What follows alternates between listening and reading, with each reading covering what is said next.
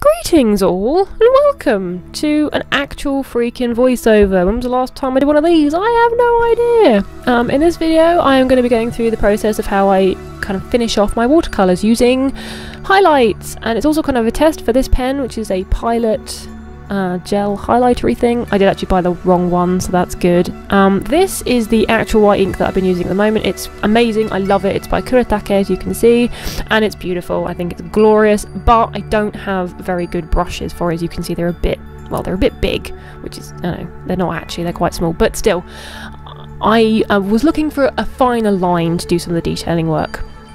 So I experimented on this piece, which is my mermaids piece. It's just something random that I painted. I don't have a process for this one because I just didn't bother to do it, to film it. I tend to get quite nervous when I'm filming art videos. I think I'm just so aware that the camera is watching me. I don't like being watched when I'm doing anything. I get really quite nervous and aware of stuff. But that's a story for another time. Oh, don't worry, I'm not going to bore you with that one. So this is me using the white ink, and as I said, I love this stuff. I think it's amazing. It is actually, like, in the pot it's actually hard. I wasn't expecting it. I thought it would be like a proper liquid, but it's not. It's like a watercolour. You can add water to it and it dilutes it, which makes it fantastic for both highlighting and correcting. So for correcting, for example, I could sometimes do a slightly too dark a colour, like if I'm doing a wash and I realise, oh, it's a bit dark, I don't like it. My paintings are quite soft. You can dilute it and you can add like a really nice thin wash over it, and it'll just desaturate the colour that you've applied. If you botch up, you make a mistake, I tend to flick watercolour all over the place. If you watch my first watercolour painting video, you can see within like the first 5 minutes I have flicked half a ton of crap all over it. You can use this to blot that out, to get rid of it. And also, as I said, for a highlight it's fantastic because you can add a slightly darker line. So this is me now starting to use the pen, and I very quickly realised it doesn't freaking work. It was useless. It couldn't handle the thickness of the paper that I was using, which is like a standard 300 pound. Is it pounds? Is it measured in pounds? Grams, I think it's grams. So quite a thick textured paper, and as you can see, there you go, I used it for about a minute and realised, nope, it's just not going to work. It just wouldn't adhere to the paper very well. It didn't like going over the watercolour, so it was useless. So there you go, that's my review for that Pilot pen, which I will find out what it is and I'll link it down below. Don't use it for watercolour, it doesn't work. As I said though, I did buy the wrong one.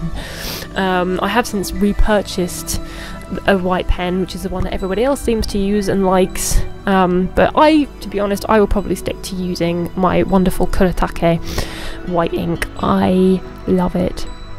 In terms of how I apply my highlight, like where to put it, anything goes really. I really quite enjoy adding the highlights to dark areas because it just really makes it pop.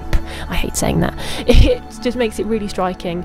If you've got like an area that seems to be like in a bit more shade, sorry, as you can hear I have a cold, which isn't just affecting my voice, it's affecting my brain, and my brain is quite stupid most of the time, so add half a ton of gooey crap to my head and things get really interesting. So apologies for the vast amounts of brain farting I'm going to be doing in this voiceover. So yeah, what the hell was I saying? Yes, so if you've got like an area that's quite dark, adding just like, it's almost like a rim light, so a line of the white ink, just it really highlights that edge and just really kind of makes it stand out, makes it pretty. You can also use it this way, so going over areas. The way I paint is I'll have a very simple sketch and then I just kind of let the paint do its thing and see what happens and see what kind of shapes evolve. And sometimes, you know, I'll want to go back and change bits, add bits and think, oh, I like that, but I want it to be slightly different. Is this making any sense? And as you can see with the hair, I decided actually I quite like the idea of having the hair kind of white and floaty and puffy like a cloud underwater. I know that makes no sense, and so I decided to go back in with the ink and just add a few details and wispy bits, just because it looked a bit too solid.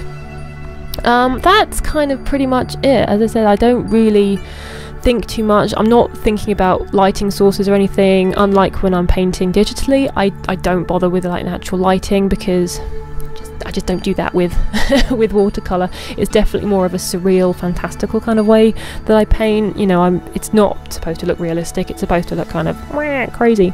So yeah, I'm not sort of thinking, oh, where's my lighting source? So yeah, as I said, it's pretty much anything goes. So yeah, I think we're probably getting towards the end of this video now, so I'm gonna shut up and sort of go away and stuff. So thank you so much for watching. I hope you enjoyed. Bye! See you later.